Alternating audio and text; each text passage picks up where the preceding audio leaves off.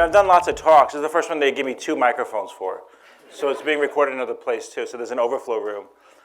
There's 1 or 2 more seats up front if anybody wants those seats. Thank you for coming here. So the question is always, what motivated you on a Saturday morning to come here, right? Is it that the other topics were not of interest that were in the parallel group, or is it the sleep thing that got you going? One thing from my experience is there's always lots of questions, and we want to save a lot of time for questions for you guys. If I say something that's not clear, I don't mind you interrupting me, but please know that we're recording this, so I have to repeat your question for other folks. So with that, let's get started. Let's talk about sleep. I've been here since 1993 doing sleep medicine. When I found out that there was an option called sleep medicine as a medical student, that day I decided to be a sleep doctor. And that was the best decision I ever made. I love this field. Most of my patients get better. If you only learn one thing, is if you have trouble with your sleep, the vast majority of people with sleep problems will get better. And my original training was as a child neurologist. And that's a very different kind of field where people don't always get better if you have children with neurological problems. But sleep is different. Pretty much everybody gets better, so it makes it a lot of fun. So yeah, please come on down. So the topics that they want us to discuss, why is sleep essential to good health, signs of poor sleep, how do we address them, stages of sleep, functions of sleep, and the latest in sleep medicine at Stanford, where sleep medicine began. And that's really true. Sleep medicine began here, and it is my pleasure to introduce you to Dr. Bill Dement, who founded the field of sleep. He's right here. Bill, do you mind waving to the crowd?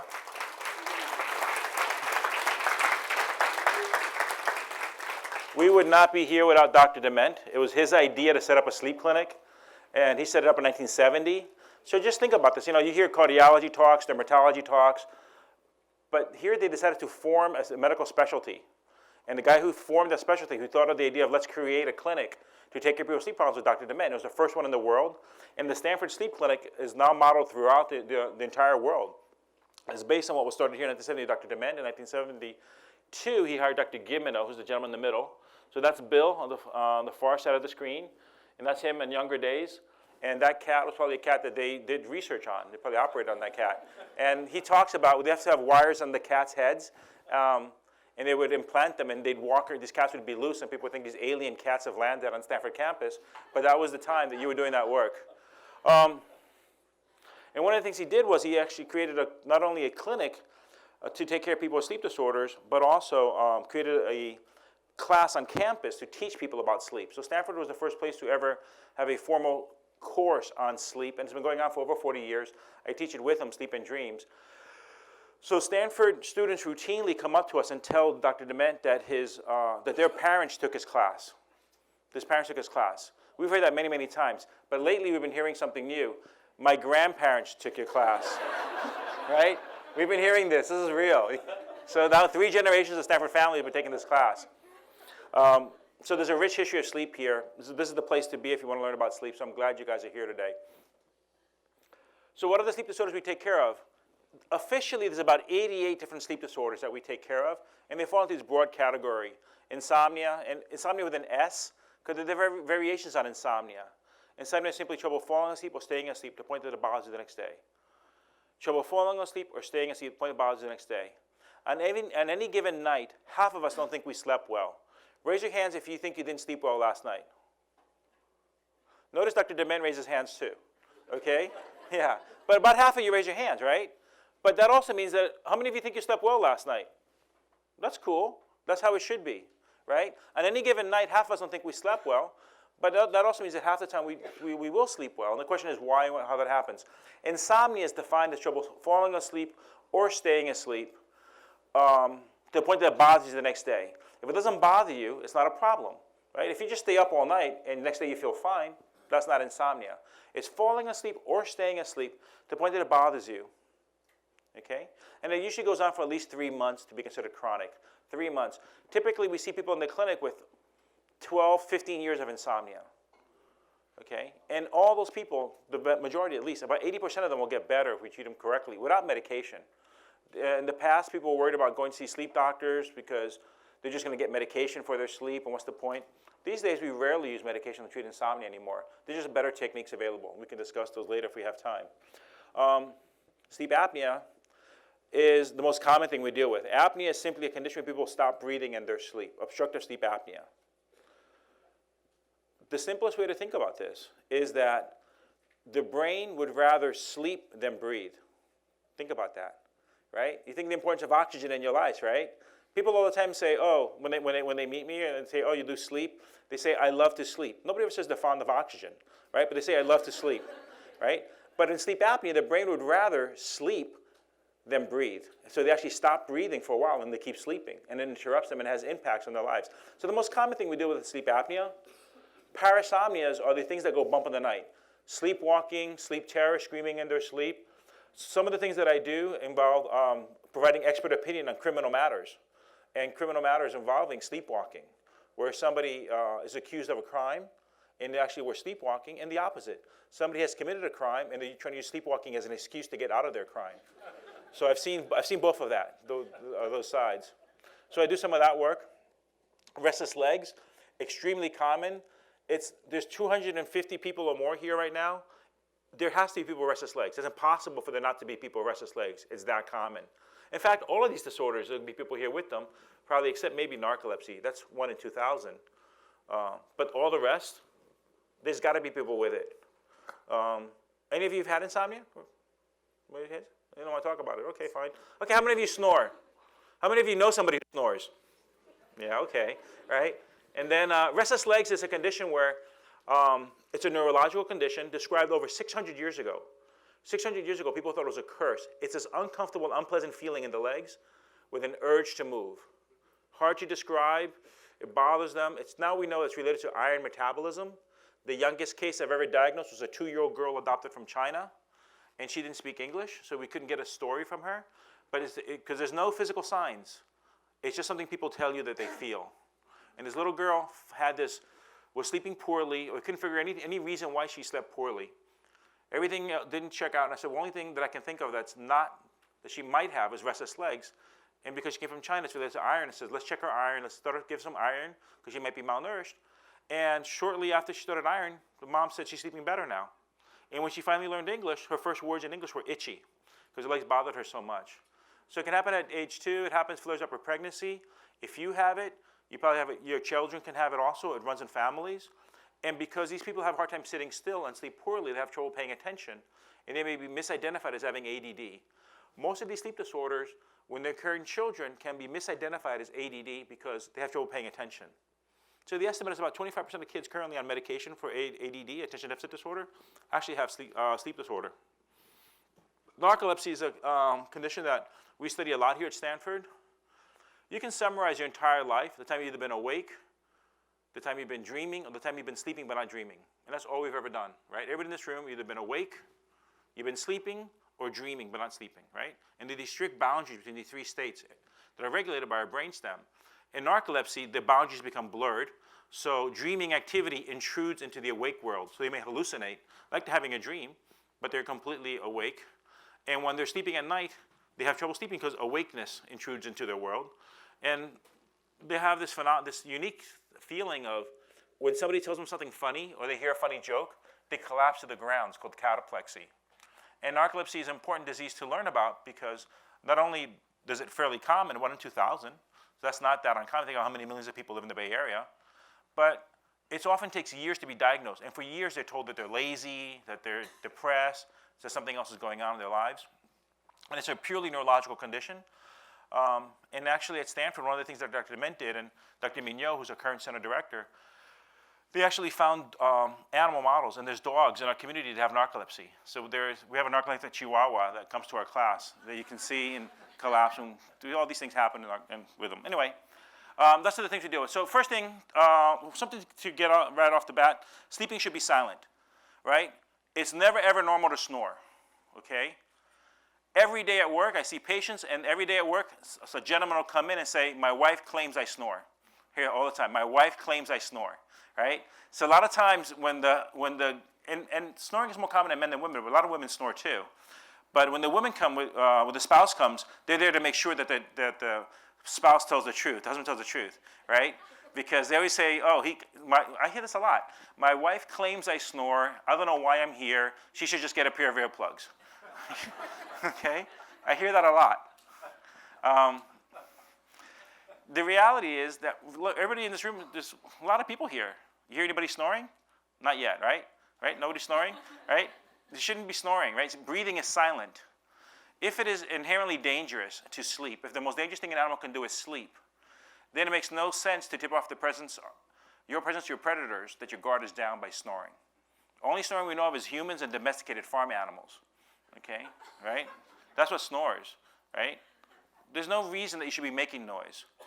So what happens with sleep apnea is your throat has conflicting functions, right? If you think about this, how the body's built, created, designed, evolved, however you want to think of it, the throat is an area of vulnerability. You use your throat for eating, breathing, and talking.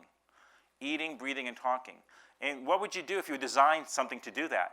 In order to breathe, you need a rigid pipe, sustain the negative force of the lung sucking in the air, right? And we're talking about the throat, we're talking about the space from the Adam's apple to the back of your nose.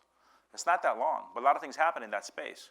So from your Adam's apple, larynx, to the back of your nose, you need a rigid pipe to sustain the negative force of you sucking in the air. You need a muscular contraction to get the food down to eat. Does it close off? And to laugh, talk, and sing, you have to be exquisitely, a lot of different movements have to occur. So what happens is people fall asleep, the muscles in the throat relax a little bit, and the air has to go through this narrowing, your lungs are the same size. So how do you get the same volume of air to a smaller space? You got to create more negative force. You have to suck harder. So you start off awake, you fall asleep, you get a narrowing, and it happens all night long, right? The throat closes off, implodes. The tongue is the biggest thing in our throats. It slides backwards, blocks our breathing. And the end result is that if you have sleep apnea, you wake up unrefreshed, right? Sleeping should not make you tired. One of my favorite cases, I work with kids and adults. I see more adults than I see children. But what I like about kids is they give you very clean histories, right? They don't embellish the same in a different way. They have different agendas. So this 3-year-old I saw one time came to the clinic with his mother, and like any other child, when they come in, like any other patient, I said, "Why are you here?" And this 3-year-old looked me in the eye, and it surprised me because usually they hide. He looked me in the eye and said, "Doctor, sleeping makes me tired. Sleeping makes me tired." And that struck me because he was told his whole life, right? You know, why do you sleep? To recharge your batteries, to feel better. But the more he slept, the worse he felt because he was choking. He had big tonsils. He couldn't breathe. So the more he slept, the worse he was going to feel. Right? And this happens a lot to our patients with sleep apnea. The more they sleep, the worse they feel. They wake up unrefreshed. You should not wake up unrefreshed. You go to nice restaurants, you don't leave hungry. You should not leave your bedroom feeling tired. Right? Doesn't make any biological sense. You should all have memories as little kids of waking up full of energy. And if you don't feel that way, what happened to it? Where did it go? Because you should wake up feeling refreshed, right? It's a restorative process. So sleeping should be silent. Any snoring you hear, we should check it out. In fact, the American Academy of Pediatrics says all kids should be checked for snoring. But the reality is it's more of an issue with the adults. Okay, it's a big deal. And snoring is not just a sleep apnea issue. It has social factors. Many of the guys I see come here because they got kicked out of the bedrooms, right? Right? And some people already have in separate bedrooms, but the problem becomes when they have visitors, then they have to give up the guest room, or when they travel. You know this, right? Or when you travel, you go, now we don't want to get 2 hotel rooms. And people avoid traveling because they want to deal with the snoring of the other person, right? Or they're embarrassed when they visit friends and they say, well, we can't be there because we need 2 rooms. So, and also apart from the social issues, if you have sleep apnea, which is this issue of closing off your throat while you're breathing, your chance of heart attacks and strokes goes up, car accidents go up. So this is a lethal condition. The question is, why do people die in their sleep? Think about it. What's about these natural causes? Think about anybody in your family that's died in their sleep. What's so hard about sleeping, right, that you would die in your sleep? If you have a sedentary lifestyle, your biggest workout your body gets, your peak heart rate is when you're dreaming.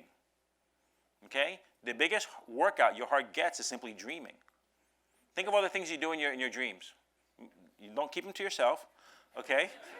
But your heart goes up, right? Your heart accelerates, right? So your heart does accelerate. You can measure that. And at the same time, if you're closing off your throat, there's less oxygen available to your body. So you have this perfect storm of heart rate accelerating and your throat closing off. People die in their sleep. The most famous recent case in the news was the Supreme Court Justice Anthony Scalia was found died in his sleep. And if you read the politics aside, the news articles described his CPAP machine as having been unplugged at his bedside. CPAP is the machine that we use to treat sleep apnea. It wasn't plugged in, okay? And there's actual articles that have been already published about this in scientific literature, letting people know that you gotta, one thing is for you to be prescribed the CPAP machine, another thing is for you to use it, right? Right? There's a difference. So keep that in mind. Sleeping should be silent. Sleeping is a neurological function. If we think about what sleep is, sleep has to be restorative to the brain. The overall body, restores probably the whole body. So it's good for all of us. If you don't get enough sleep, you feel achy. It affects the immune system. You know, when you travel, you often get colds. But sleep also is in the end a neurological process. It's an active process. The misconception used to be that sleeping was almost a death-like state, that sleeping was a way of saving energy. Turns out not to be true. Your brain is very, very active especially when we're dreaming. Something that patients say all the time when they have insomnia is, I can't sleep because I can't turn off my brain. You ever said that? Some of you nodding your heads, I can't turn off my brain? Well, guess what? You're not supposed to turn off your brain, right? You only get to turn it off once, and that's it, right? You don't turn off your brain, right? You should never turn off your brain, right? When you're sleeping, you could be attacked. You should have a system to protect you while you're sleeping, and the brain is set up to protect you while you're sleeping. So we wake up about every 90 minutes, and about 10 times per hour, we check out our surroundings. We open, our brainwaves, the little blips to check what's going on. The brain uses more energy when we're dreaming, some parts of it. Think about this, right? For you to see me right now, I'm reflecting light back to your retina, right? Light's coming and reflecting light to you. For you, God forbid, to have a dream about me, you'd have to create that image, right? It requires more energy to create that image and have it reflect back into your brain. So we do know that the brain is very active when we're dreaming. The heart rate accelerates, breathing accelerates. Parts of the brain have to do with memory or shifting. Now we think that the main functions of sleep, among the functions with an S, is memory consolidation. The things that you've learned today, you have to make connections with what you learned in the past, right? So when does that processing go on? When do you make the connection between your old memories and your new memories? And the things that are not worth remembering. The color of my jacket is not worth remembering. Discard that information. When are you going to discard it? So that processing, that remembering and forgetting occurs in sleep, we think. And that comes up with this other issue of, among the other functions of the brain, if the brain is an electrical organ, right? The brain is consuming energy. There's this thing called adenosine triphosphate, ATP. Ask your kids if you don't remember. ATP, right? It's how the brain takes sugar, right? We get the food, the fuel, the sugar gets all through a series of metabolic changes to this thing called ATP. And ATP is what carries energy for us. It's how the brain does all the things that it's doing is through the consumption of ATP. The byproduct of ATP is something called adenosine. When adenosine builds in your brain, we get sleepy. And all of you know how to block adenosine. It's in your hands. Coffee is an adenosine blocker. And that's why adenosine works that's why coffee makes you awake, because it blocks the adenosine that's building in your brain from being awake from the processing of the ATP. But it's more to it than that. If the brain is an electrical organ, it stands to reason that there's going to be also byproducts of the electrical activity, the metabolic activity of the brain. Metabolic activity of the brain, because the electrical organ gets consumed, and there are waste products from this production, and something it's called beta amyloid, you may have heard of, that accumulates in people with Alzheimer's disease. So it turns out that when we're sleeping, there are these little water channels that open up on the glia cells that protect our neurons. And when they open up, there's a flow of fluid through the cells. They're being bathed. And if it reaches a factor of 10 times, and what happens is it's like the brain is getting flushed out of these waste products in our sleep. This is called the glymphatics, if you want to read more about it. This system of the brain getting flushed of waste products during sleep. And now we think because people with Alzheimer's have this accumulation of beta amyloid and these different proteins in their brain, these waste products accumulating in their brain, that maybe what's happening with some of these diseases is as the system to flush out the brain during sleep becomes impaired when people get older, and that may be an explanation for Alzheimer's. It's a lot more complicated than that, but one of the functions of sleep may be this metabolic restoration of not only our memories, consolidation, but of basically housekeeping, right? You think about a restaurant or any kind of busy business, when are you going to clean up? When do the floors get mopped? When does all that stuff happen? That there's an ongoing restorative metabolic process going on in our brains when we're sleeping. So this explains in part why we think sleep's important.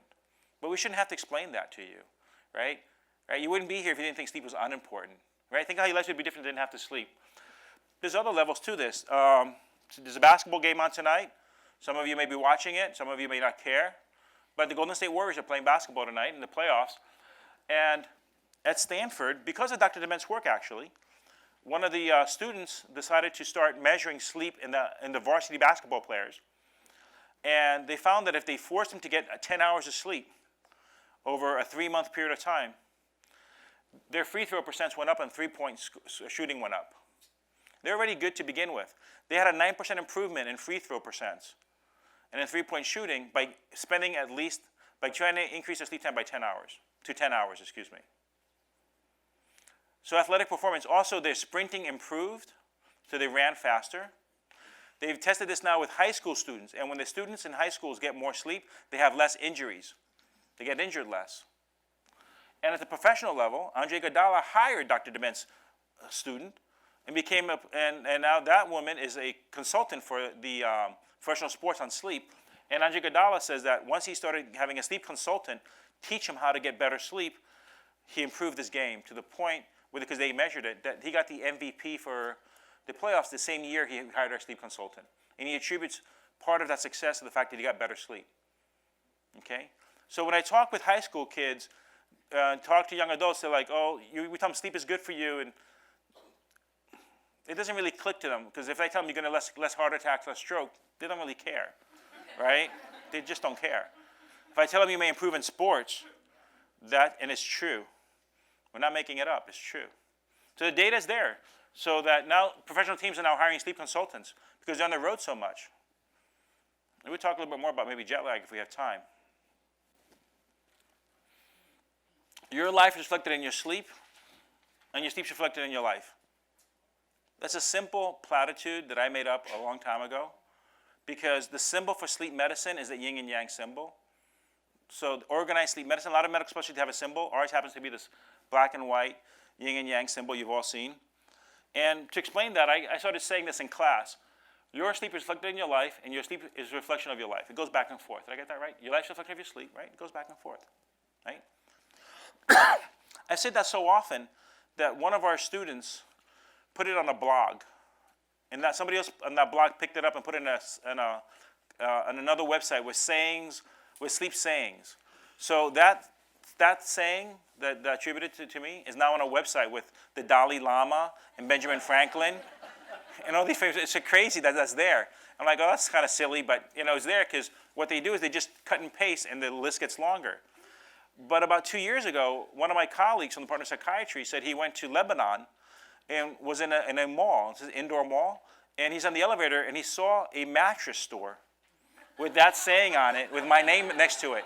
So if you ever go to Lebanon, there's a mattress store with my name on it, with this saying.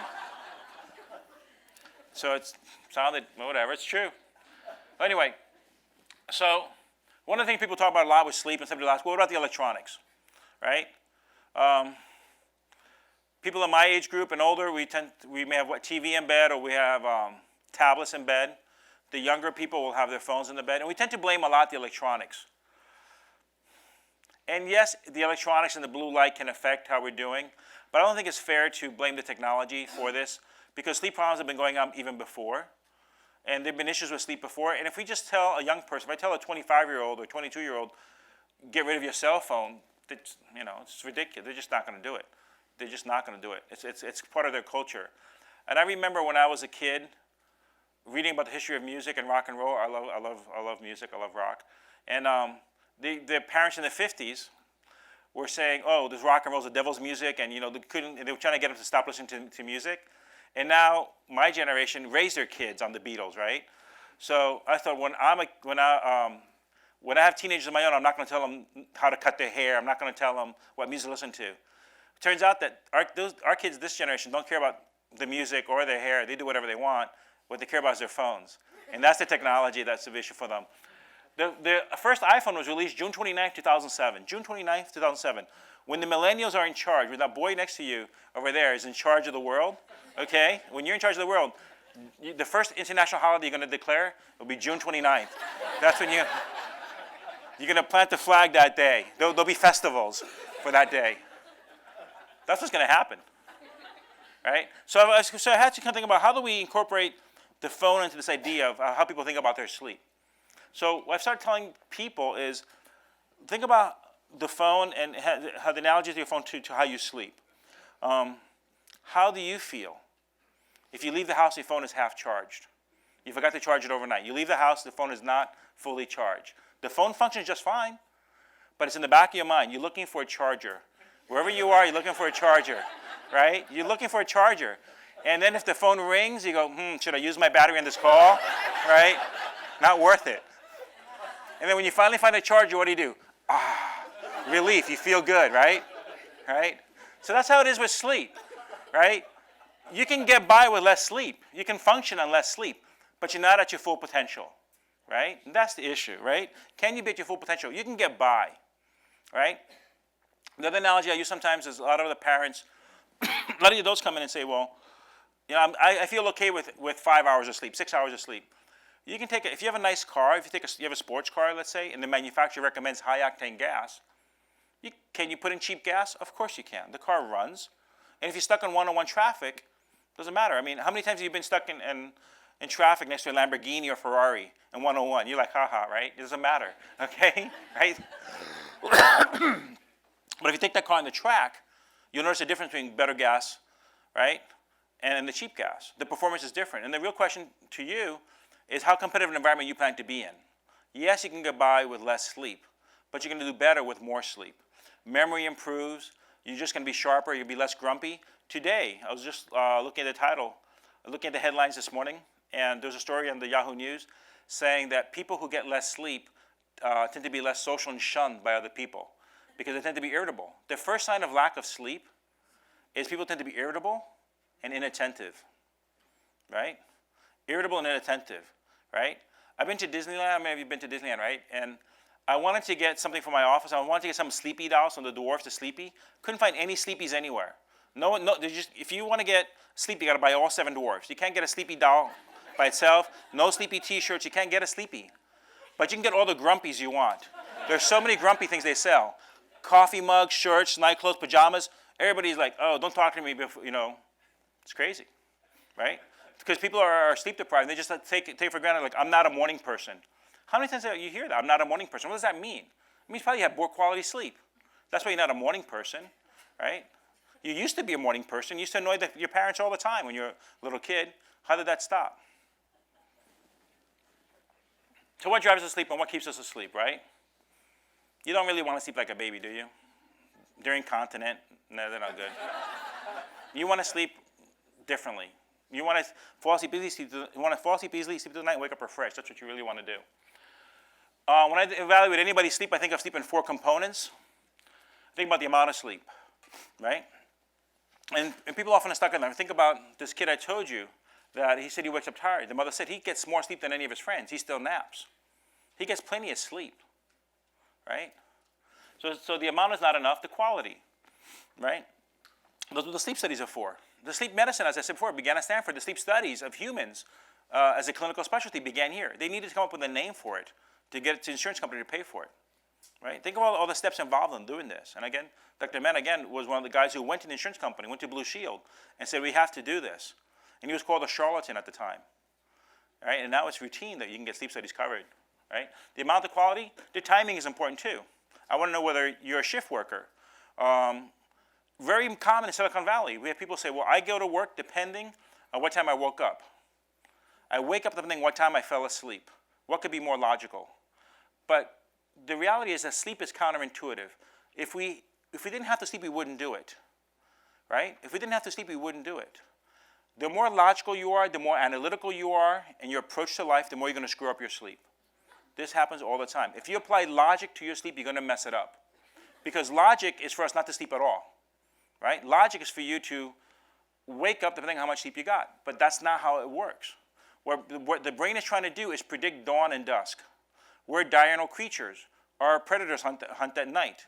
You can go jogging in the dish. You can go up in the foothills and go jogging in the daytime and go hiking, and it's beautiful. You do it at 3 o'clock in the morning, and you're a fool, right? Mountain lions are out there, right? If somebody gets attacked by a mountain lion at 3 o'clock in the morning, he says it's their own fault for being out there. It's not the mountain lion's fault. In fact, Palo Alto, we would put a rope around that line to protect it, right? right? Right? That's what we would do, because it wasn't the line's fault that you were out there at 3 o'clock in the morning, right? So the brain is trying to predict dawn and dusk at all times. And in a planet that's changing, because the seasons change, what the brain wants to know is what time did dawn occur. If it knows what time dawn occurs, it can predict about what time dawn's going to occur the next day. But if you wake up at variable times, you throw off that inherent rhythm to the brain. It's like you're being jet lagged. The college students do that a lot. They say, well, Mondays, Wednesdays, and Fridays, I got a class that starts at 10. Tuesdays and Thursdays, I have a class that starts at 12. And on Saturdays, I can get up whenever. So they have these variable wake-up times. But little kids don't do that. 5- and 6-year-olds kind of wake up at the same time every day. That's what you really want. You want to be in that rhythm.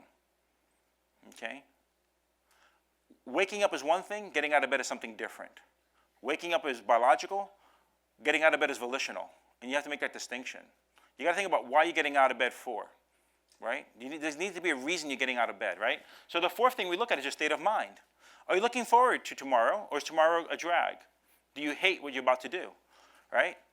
Or are you nervous about tomorrow, right? If you're traveling, you have to catch an early morning flight in a different time zone. You'll set alarm. You will tell the front desk to wake you up, but you're still going to pop awake. Go check. You don't want to miss that flight, right? Your state of mind. Sometimes you got to figure out whose idea is it for you to go to sleep. Patients in nursing homes or in different housing situations, right? Their schedule for sleeping is based on somebody else's schedule. Somebody else says, this is when you're going to go to sleep. It may not be their interest to do that, right? And in families, that happens all the time. Teenagers, they go to their bedrooms before their parents do, but they stay up past their parents. They convert their bedrooms to mini studio apartments, right? That's what they're doing.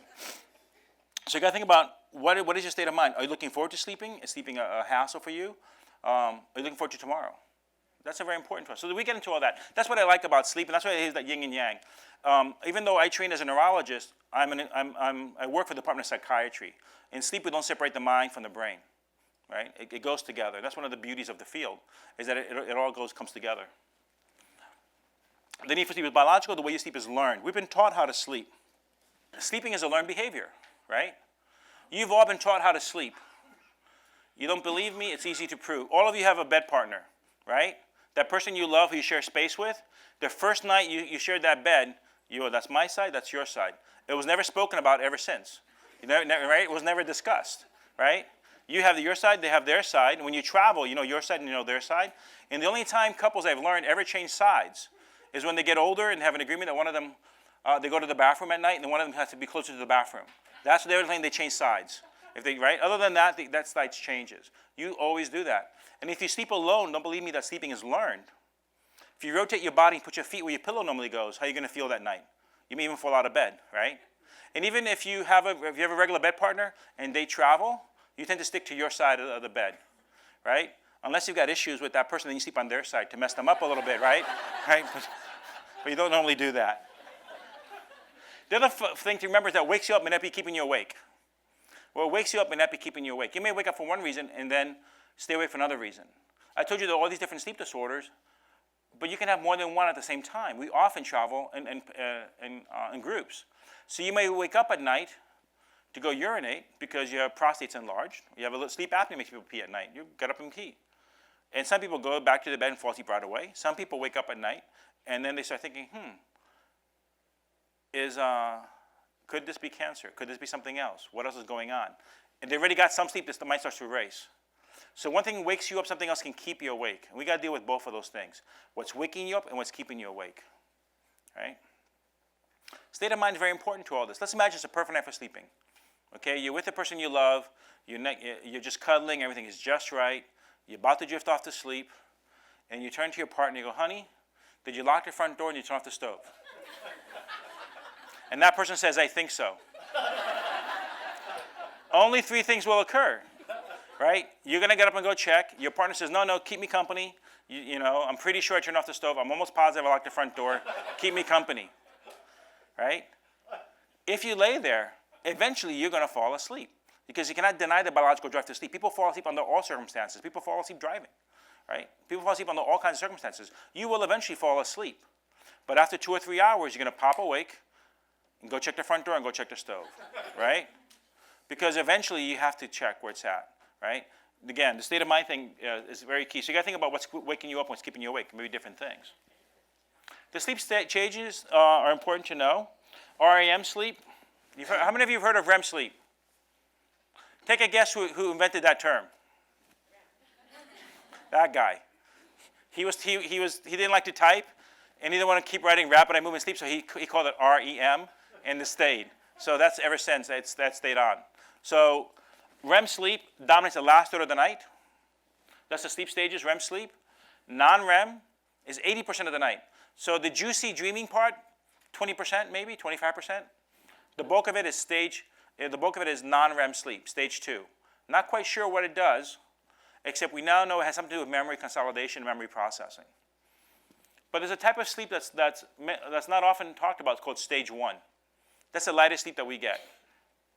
Stage 1 is how we enter sleep. So whenever you fall asleep, you start off in stage 1, and if you wake up during the night, you go back to stage 1 and you come back up. But the bulk of the night is dreaming sleep and the stage 2, a lot of stage 2. Right? Especially at the end of the night, a lot of dreaming in stage 2, but you get the stage 1 stuff too. Stage 1 is characterized by thinking you're awake when in fact you're asleep. Let that sink in. Stage 1 is characterized by you thinking you're awake when in fact you're asleep. In stage 1, you're asleep, but you think you're awake. You've all seen it countless times. Go to any boring meeting, you can't believe you showed up for this, you had other choices, speakers droning on and on, right? You look around, somebody in the room, head is nodding a little bit, eyes are rolling, head drops. When you see that person's head drop, you nudge them. What's the first thing they say to you? I'm awake. I'm resting my eyes. They're in stage 1. You saw them asleep. The class that we teach sleep and dreams, if somebody falls asleep in class, guess what we do? We squirt them with a water gun and we give them bonus points.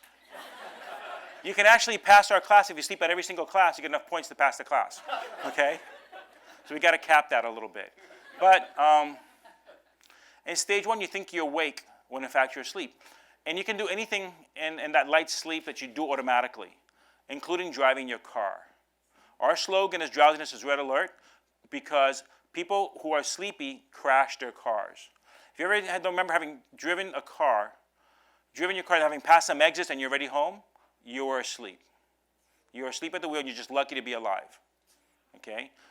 Drifting off. A little thing I'll tell you, the young people and all of you, when you go on a road trip with anybody and you say we're going to take turns sleeping and driving, don't do that. Everybody stays awake in the car. The temptation is when somebody is driving for you to sleep, to take turns like you're machines, that's logical. But that's not how it should be, because what's going to happen is that the driver won't want to disturb you, let you sleep, and keep the things down and quiet.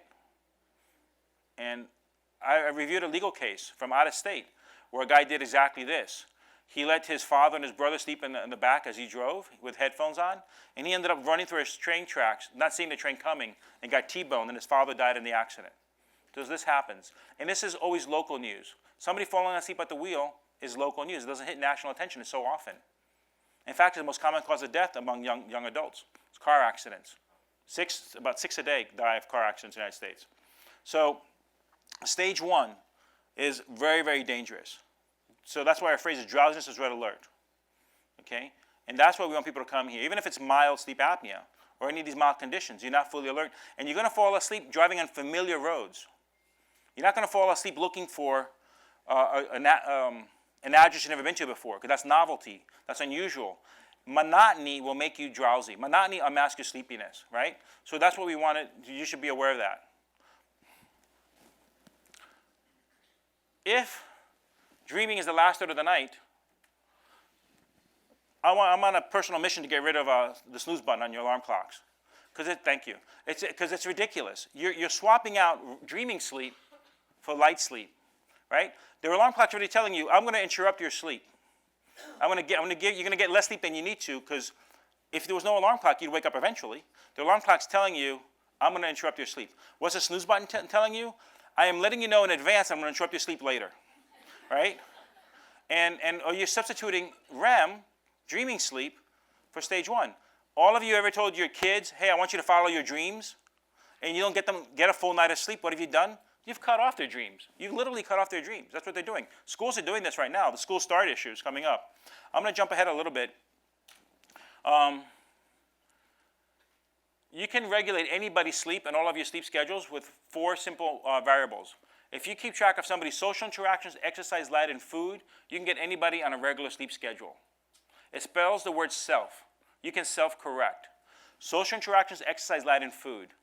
I'll illustrate this for you very simply. If you take a wild rat, okay, take a rodent, nocturnal animal, and put them in a cage, and you only give them food when the lights are on, and then you take away the food when the lights are off, what does the rat do? Initially it goes hungry, because it's used to eating when it's dark. It doesn't go, it's scared of the light, right? It could be attacked. But eventually, the motivation to eat will make that rat behave like a diurnal creature. You can take a nocturnal animal and switch it to behave like a diurnal creature, change the timing of its meals. A lot of the people who are staying up late at night, 2 or 3 o'clock in the morning, I assure you their last meal is not 6 or 7 o'clock at night, right? They're eating very much late into the night, okay? And then they're skipping breakfast. So you can regulate social interactions, exercise, light, and food. We want people to do something that's fun first thing in the morning. Bright lights first thing in the morning. That's what we want people to do, to get into a rhythm. As I said earlier, all these sleep disorders will get better. At Stanford, one of the things that we're doing locally is we have an exchange program with local high schools where Stanford college students from our class go talk to high school students about what they've learned about their sleep. And the high school students can visit us. Because I can talk, and I've talked to lots and lots of teenagers about sleep, but I'm just another adult. But if a Stanford student shows up, a varsity athlete shows up and talks to them about how sleep affects their life, it has an impact. Last quarter, we had Kitty Ledecky, the varsity swimmer and gold medalist. Previous year, we had Christian McCaffrey, the football player. He wants to talk about what they know about sleep, and the kids pay attention to them. So that's one of the nice things about being at Stanford, that we've got these great, great students here, and they're motivated to do things. And they don't have to be superstar varsity athletes. This current quarter, we've had several of our students go to East Palo Alto. One just did a lecture, learned to speak Spanish, and taught a class on sleep in Spanish. And talk about sleep affects the children and migrant communities. So it's amazing what the students around here will do. The talent here is intense. We have a whole research center to let you guys know about. Dr. Mignot is in charge of our overall center. He does narcolepsy. Dr. Kashida is in charge of human research and director of the clinic. Dr. Pasca is doing work pretty much growing brains in Petri dishes. At the very basic level, how does a few neurons become a brain? And he's been in the news lately for his work. Dr. Zeitzer is now doing work on jet lag. Can you imagine if we had a device that would make your sleep, that would correct your jet lag? He's coming up with a way of adjusting your sleep while you're sleeping. So instead of taking a week, you can do it in one night by transmitting light through your closed eyelids to reset the brain. And you can read about that. That's all been published. Dr. Philippe Milaran is now doing work in genetics and the control of the synapses. How's the regulation of sleep at a synaptic level? What's happening there? So there's a whole group of basic researchers going on here. And we also have clinicians. So with that, I want to let you know you can sleep, you can recharge your brain, and we're going to take time for questions. Thank you.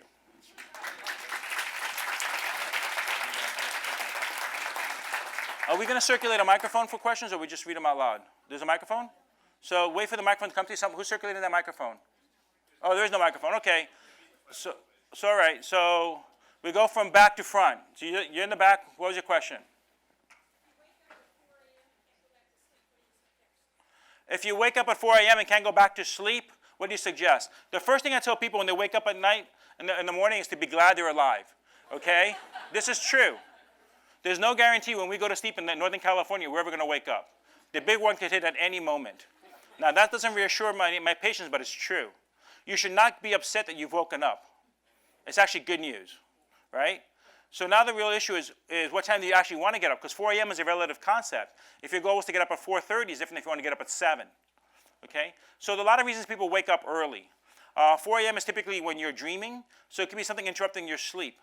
Early morning awakenings can occur if you have unresolved things in the back of your mind. They can occur with depression. They can occur with pain. They can occur with heartburn. They can occur with sleep apnea. It could be because the guy next to you is making noise and waking you up too, and the neighbor his dog is barking, and by the time you wake up and come to, the dog stopped barking. You don't know why. But early morning awakenings is a common condition, and it's something that we work with all the time. What we tend to do with early morning awakenings, if it's, let's say, purely biological, purely behavioral, we actually have you spend less time in bed. Many people will spend 9 hours in bed, but only sleep 5. What do you do the other 4 hours, you ask? I'm resting. Well, that's not, what happens is you're lapsing into light sleep. And one of the things that seems to work a lot is, again, paradoxically, the less time you spend in bed, the deeper you sleep and the more refreshing the sleep will become. So we do different techniques for that. But if you do have a recurrent issue getting up too early, come to the clinic. We'll help you. Yes, ma'am. I recently got the Fitbit that supposedly tracks sleep stages, and I'm wondering if you're familiar with it and if you think it's accurate. So the question was about the Fitbit that she got recently, and is it accurate? There's a lot written about wearables. The good thing about the wearables is it makes you aware of your sleep, so it's a good thing to use, but they're not accurate enough to make clinical decisions. So there's different kind that we use called Actigraph that we'll use if we have to, but people show us that all the time. And I think that some of the wearable companies have gotten in trouble for making too many claims about what they're representing. So I think it's good to be aware of your sleep, but don't necessarily make medical decisions about them. Yeah, they actually say they work with Stanford on it, Fitbit on the list. So she said that they worked with Stanford. Fitbit website says is that they work with Stanford on their sleep. Yeah, right. But Stanford did not endorse the product. There's a difference between you giving money for research, right, which is fine. We're happy to take anybody's money for research, right? We're not fundraising here today, but if anybody has and wants something, it'll be studied. But it's a lot different. There was a time, I've been doing this for many years. About 20 years ago, there was a company that was having a device that would vibrate if you snored. And they gave the money to Stanford, they did the research, and the research found that when you wore the device, you snored less because you slept less. Whenever this thing would vibrate, you'd wake up. So they said Stanford research shows less snoring. It's true, but it also showed less sleep, which they didn't point out. So be a little bit careful about that. It's very different if somebody does research versus something is endorsed. I'm sure the Fitbit is not endorsed. Sir? Oh, napping. The question is, what's the research on napping? Napping, think of it like snacking.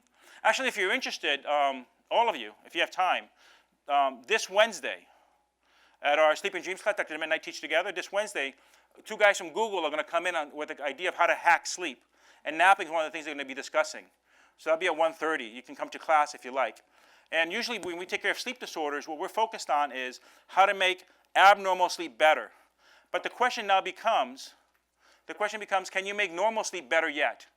Can sleep be hacked? And one of the things they're looking at is, can they use napping to reduce the amount of sleep you get?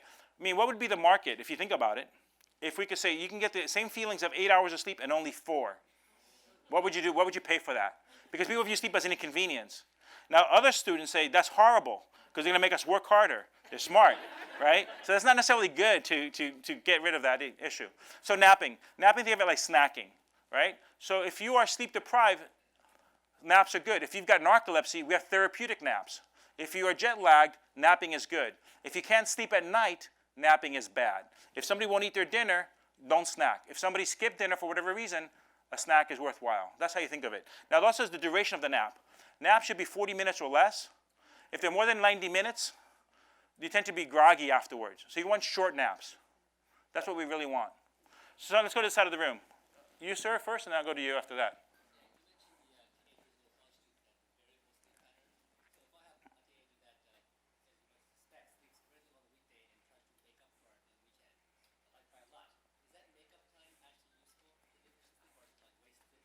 So the question was about making up sleep on the weekend.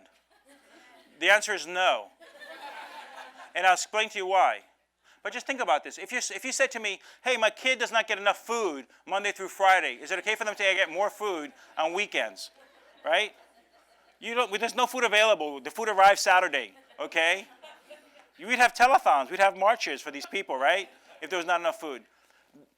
What happens is that you cannot make up 5 days of lack of sleep in 2 days. The brain doesn't let you do that. There's this clock in your brain. There were some slides I could show you about how the clock works.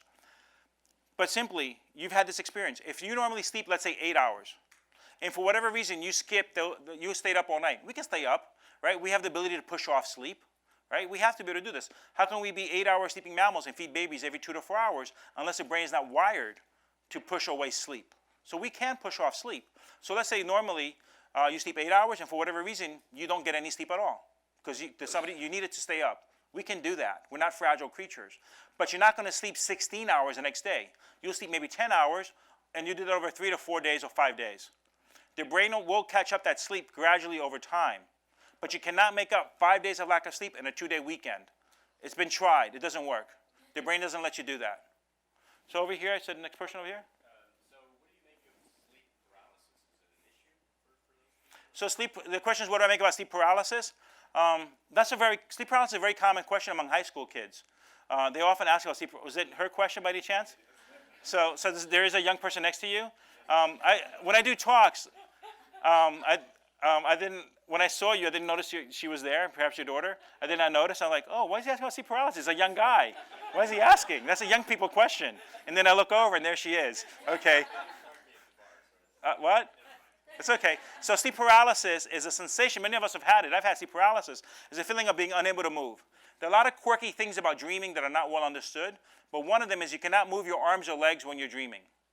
When you are dreaming, you cannot move your arms or legs. We're locked in. 1 second, sir. Unless you want to share something about that. No, I question. Well, hang on a second. So let me finish with the teenager. When you lock in your arms and legs, right? Sleep paralysis, you cannot move your arms or legs. Part of normal dreaming, you cannot move your arms or legs. It's shut down. And it's not that they're relaxed. The reflexes are absent. If I tap you with a hammer, I can't get the reflexes. It's an active process from the brainstem to not move your arms or legs. And in fact, it may be why the diaphragm is innervated by the phrenic nerve separately from the rest of the spine, because the diaphragm needs a separate wire, because everything else gets shut down. But you can be in a transition. Sleep paralysis is a parasomnia. It's a transition where things are dissociating between awake and sleep. So what happens is you can be in REM sleep, in dreaming sleep, and all of a sudden you wake up and your brain reaches consciousness, but the signal to move has not lifted yet. You can't move. It's a feeling of total body paralysis. How many of you ever felt sleep paralysis? Look, okay. It's a feeling of total body. You can't move. It'll lift quickly. Usually it means you're not getting enough sleep. People often attribute it to the supernatural. A lot of parasomnia is supernatural. It's a real thing in Asian cultures. This is common. The child will say, oh, I can't move in my sleep, and the grandmother says, you have a ghost sitting on your chest. Go back to sleep. Okay? You've heard about this ghost? Have any of you heard about this ghost on the chest? You have. Okay? It's not something I'm making up. There are articles written about this. There's a feeling of somebody pressing down on you because you can't move with the rib muscles. You're nodding your head also. You've heard this, right? Back me up, guys. Help me. All right? Okay? Okay? Yes, it's true. The ghost on the chest because you can't move the rib muscles, and it'll lift. Usually means you're not getting enough sleep. People do it out of nightmares often. It's also associated with narcolepsy. So if you have narcolepsy, it can begin with sleep paralysis. For the most part, it means you're not getting enough sleep. I had sleep paralysis as a medical student, falling asleep on my books and at the library, and then having this whole sequence of imagery in my head, and then try to get it and can't move. It's fleeting. But that's what it is. It's usually a sign of not getting enough sleep. You, sir. And I'll go to you next. Look, right. Mattress. A brand?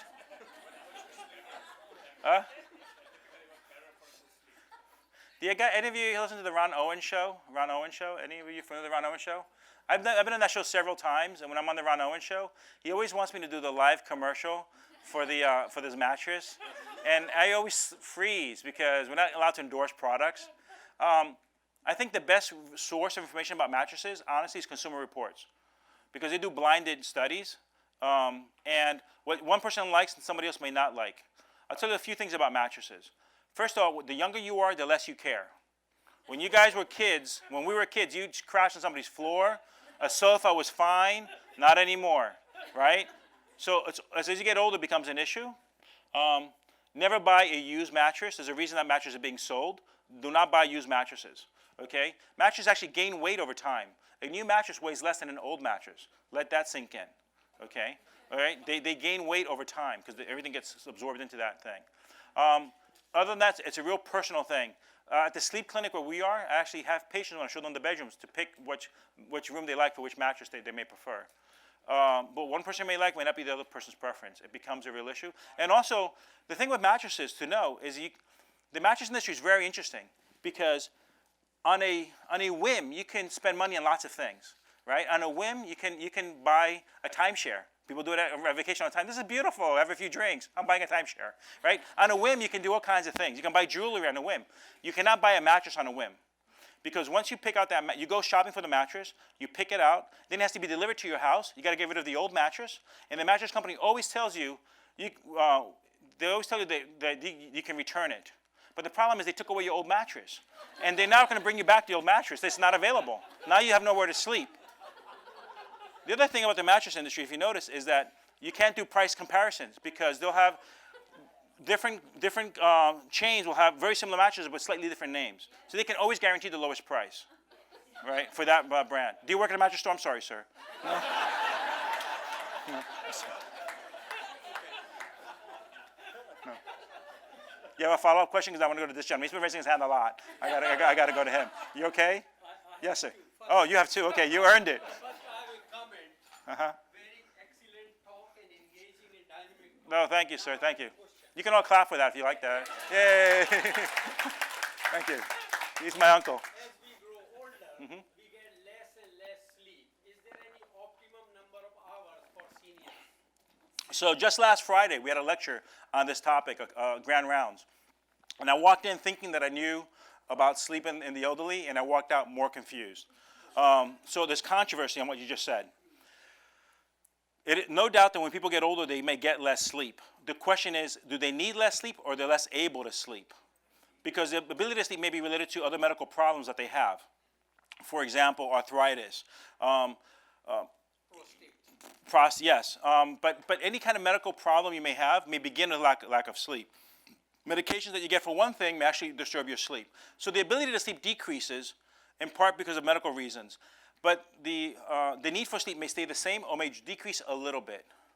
There is a tendency for as you get older to go to bed earlier, and people will take naps. And I always say, you've earned your naps, that's okay. So people do take naps as they get older if they want to. They don't have to. But if you need less sleep, and this happens with some patients when they say, well, I need less sleep, so I go to bed, let's say at 10 o'clock at night, and I wake up at 5. I'm like, okay, what's wrong with that? You slept 7 hours. Yeah, but I don't want to be awake at 5. Well, why don't you stay up till midnight then? It goes, well, there's nothing to do. And then you go, okay, so it's a reflection again of your life that you're leading, right? If I tell a young person, there's not enough hours in the day, right? So you got to think a little bit of what's happening with that. But for the most part, the need for sleep does not really change as you get older, only the ability to sleep. If it decreases just a little bit, but not that much. You think that's fair, Dr. Dement? I mean, what's in your experience? Are you sleeping more or less now, sir? You're sleeping more? Okay. Because you used to get up and work at 5:30 in the morning, and now you get up later, so I know you've changed your sleep. Dr. Dement's turning, you want to say your age? I don't want to tell your age for you. 88? 88. Yeah. I'm going to clap. So, who hasn't asked a question? Yes? Wondering if they know what about sleep triggers the lymphatics, like the cleansing? Like, is it a change in brainwaves? So when you fall asleep, the water channel is open, and what makes it open is not clear yet. They don't know, but it's probably going to be electrical signal or neurochemical signal. We don't know. That's one of the first questions we want to know, because something is not right. We don't know this only was discovered about 2 years ago. It's brand new, okay, and it's changing the way we're thinking about sleep. Yes, ma'am. We hear a lot about the number of hours you should sleep every night. We don't hear as much about the consistency. So if I have to get up for work Monday through Friday at 7 o'clock and get 8 hours every day, but on the weekends consistently I wake up at 9 a.m., is that a problem? So remember, I got to repeat your questions for the recording. So she wants to know about consistency of sleep. If Monday through Friday she gets up at 7 a.m., but on weekends she gets up at 9 a.m., is that a problem? So the idea of sleeping in, right? About 1 to 2 hours is considered acceptable for most people, and that's what most adults will do, 1 to 2 hours. The adolescents, 7 a.m. on Monday through Friday, and then noon or 1 o'clock, that's way too much, and that actually does throw you off. And there's a condition of adolescents called delayed sleep phase syndrome that mimics depression, and it's not depression. That mimics this, because people, you think you're tired, you must be depressed, because your life is so good, you must be depressed. And in fact, it's a circadian sleep disorder. But it's only 2 hours that you're shifting over, and then you're going to bed maybe an hour or two later also? Yes. So you're shifting, that's okay. So usually 2 hours is the cutoff. You go to bed maybe an hour or two later, and you get up an hour or two later, that's okay, if you're feeling good. Now, what happens is you do this for years, and all of a sudden you get a little bit older and go, oh, I'm getting tired. You think it's your sleep pattern, but actually maybe the sleep quality. I told you that the men will snore more than the women. That's true up until menopause. Once menopause comes around, women will start having sleep apnea as often as men do. So that comes around too. So we'll see that at a later stage in life. Some of you nodding your head yes. We'll probably do one final question. Yeah, Ariel, you picked the last question. You have that sign. Thank you. We have a daughter who's a resident in emergency medicine. Congratulations. Thank you. Well, we encourage her to get as much sleep as she can, but she still complains that she's just tired all the time. Do you have any suggestions? So my suggestion is, don't give advice to somebody else's adult children, right? Because she's not going to listen. You're going to come back and says, she's a doctor. His daughter's a doctor, a resident in the emergency room. So by definition, she's a shift worker. She has to be a shift worker, and she's supposed to be working really hard. I was in the school of, they forced us to work 110-hour work weeks. ER doctors are now limited to 80 hours, right? The 80 hours is the limit. In Europe, it's less hours than that. Dr. Dement's probably even longer in your era for medicine, but ours was at least 110 hours. I think it's really hard to give advice to your kids when they're adults themselves, because just in general, it's hard to give advice on these things.